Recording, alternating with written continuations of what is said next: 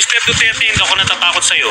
Dating Senador Trillanes mga idol ang nag-iisang matapang na kung saan nga mga idol ay hindi niya tinigilan ang pamilyang Duterte, lalong-lalo na si dating Pangulong Duterte. Sa loob nga mga idol ng halos 9 na taon ay hindi tumigil si Trillanes. Nahabulin at panagutin mga idol ang pamilyang Duterte, lalong-lalo na nga mga idol ang dating Pangulo na si Duterte na panagutin sa lahat ng mga kasalanan di umano na kanyang ginawa sa mamamayang Pilipino at sa bansang Pilipinas.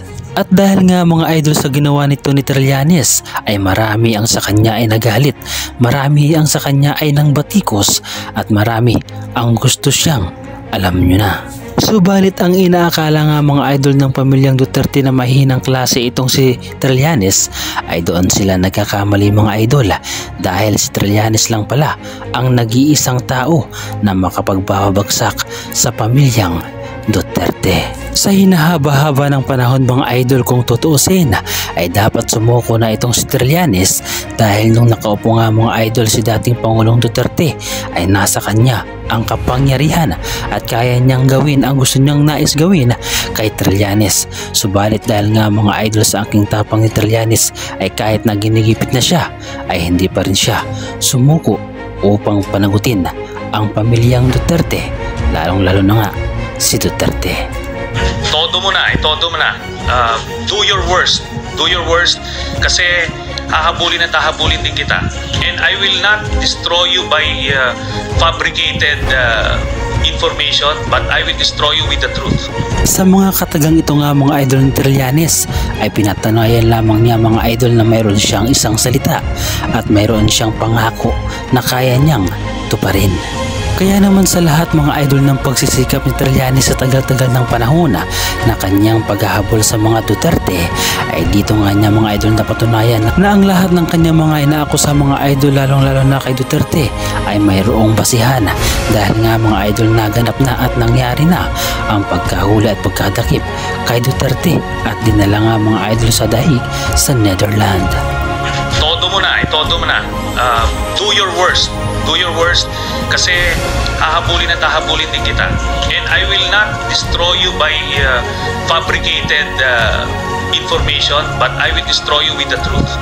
Tila nga mga idol nagkamali si Duterte na banggain si Trillanes, dahil ang inaakala nga mga idol na sundalong kanin itong si Trillanes at tila pinagtatawanan pa sa harap ng maraming tao ay siya pala ang makapagpapabagsak sa kanya. Subalit tila ramdam nga mga idol ni Duterte noon na tila mayroong panganib sa kanyang buhay, at kung sakali nga mga idol na mangyari ito ay dalawa lang ang posibleng matira. Aaring matalo niya si Trillanes o posible naman na siya ay matalo ni Trillanes. He has been at it against me, my son and my family since election. Tapos na yung kampanya, I thought all the while na gano'n talaga politika. Pero ito, he's bent on destroying me. So I destroy him or he will destroy me. Ganun lang yan Ang tapang nga mga idol ni Trillanes ay kanyang napatunayan sa magkabilang sunod-sunod nga mga idol na mga hearing na kung saan nga mga idol ay napikon si Duterte sa kanyang mga banat. Dahil nga mga idol ayon kay Trillanes ay hanggang salita lang di umano si Duterte, at ang pagpirma nga mga idol di umano ng waiver ay hindi niya magawa, kung kaya't hindi dapat paniwalaan ang mga sinasabi ni Duterte. Kung may totoo lang maski isa, I will hang myself in front of you. You can summon, I will sign a waiver, all banks. Pati yung World Bank ng Amerika. Kung may isang totoo lang na kiting, I will resign and I will ask my daughter to resign and everybody in the family. That is my guarantee and I will hang myself. Marami pang palusot itong si Mr. Duterte. Pumirma ka na lang na accounts mo para magkaalaman. Ano pa yung pumirma ka ng waiver ngayon? Marami ka pang sadsad. Ayon nga mga idol kay Trillanes ay hindi talaga maganda ang pamamalakad noon ng dating Pangulong si Duterte, dahil nga mga idol sa mga naganap na patayan. Talagang massive failure ito, epic failure. itong administrasyon ni Duterte. On all fronts, alam nyo may kasabihan yung mga masamang damo, hindi agad namamatay. Mr. Duterte talagang napoprostrate na sa akin kung anong gagawin niya sa akin.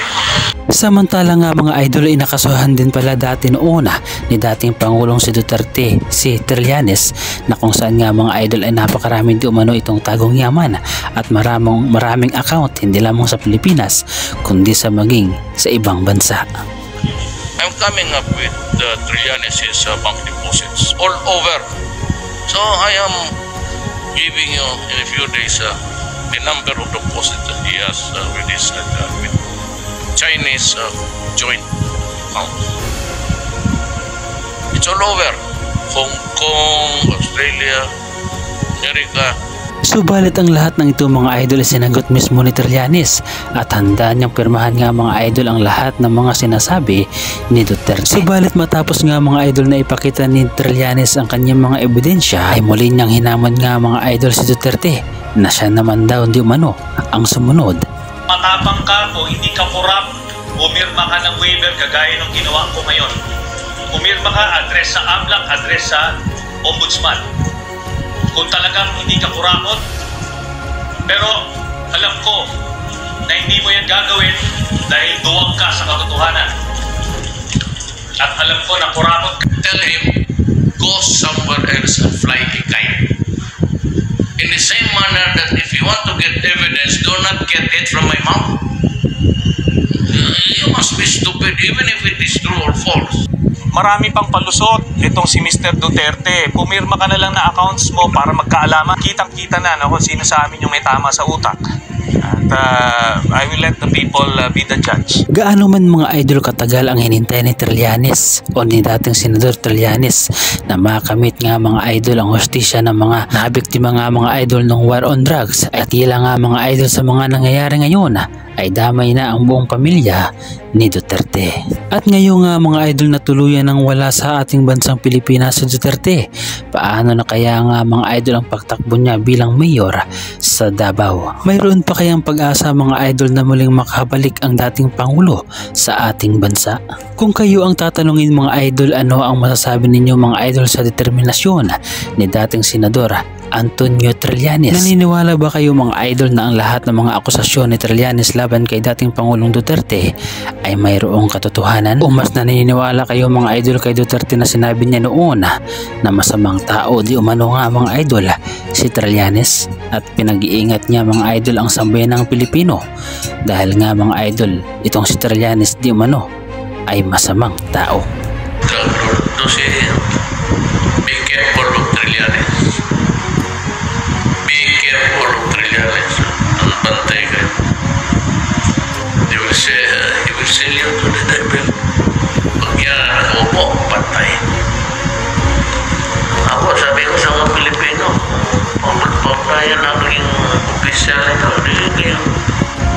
Walang ginawa, walang hiya yan. Todo mo na. Do your worst. Do your worst kasi hahabulin at hahabulin din kita. And I will not destroy you by fabricated information, but I will destroy you with the truth. Kung kayo ang tatanungin mga idol, sino ang mas paniniwalaan ninyo sa dalawa? Si Duterte ba o si Trillanes? Ano ang masasabi ninyo mga idol sa reaction video na ito? Ibahagi mo naman mga idol ang iyong reaksyon at opinyon sa ating comment section.